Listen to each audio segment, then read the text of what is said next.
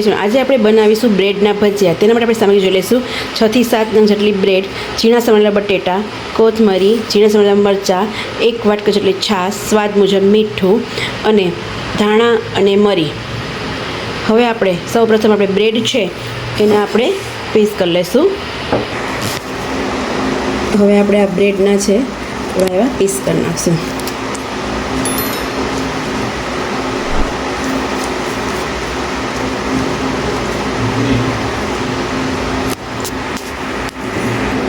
હવે તેમાં આપણે જરૂર પૂરતી જે છાશ લીધી છે એ છાશને આપણે લેશું અને થોડું હાથ વડે આપણે એને એકદમ બારીક કરી નાખશું. છાશ જોઈએ એ પ્રમાણે આમાં આપણે એડ કરવાની છે. પછી થોડીક એવી છાશ જોશે આમાં.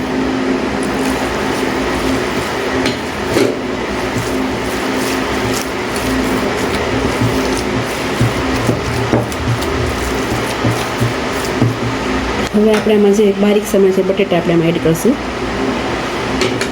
જે મરચાં છે એને પણ આપણે આમાં એડ કરીશું. જે કોથમરી છે એને પણ આપણે આમાં એડ કરીશું. ધાણા અને મરી છે તેને પણ આપણે એડ કરીશું. અને સ્વાદ મુજબ આપણે નિમક પણ, બ્રેડમાં નિમક થોડું હોવાથી નિમક થોડું ઓછું નાખવાનું છે. અને આપણે હવે એને પાછું એકદમ મિક્સ કરી લઈશું.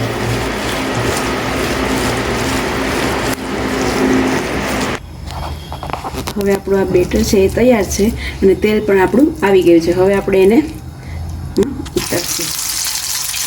તેલને ફોડને પહેલાં થોડો ધીમો ગેસ રાખવાનો છે, પછી આપણે એને થોડો ફૂલ ગેસ કરી નાખવાનો છે.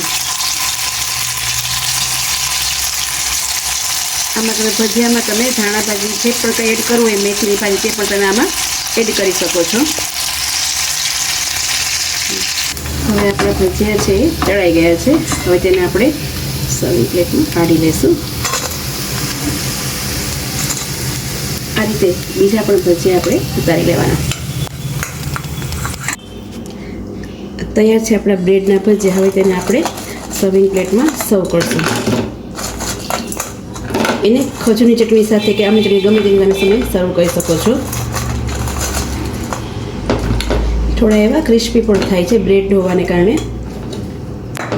તૈયાર છે આપણા બ્રેડના ભજીયા.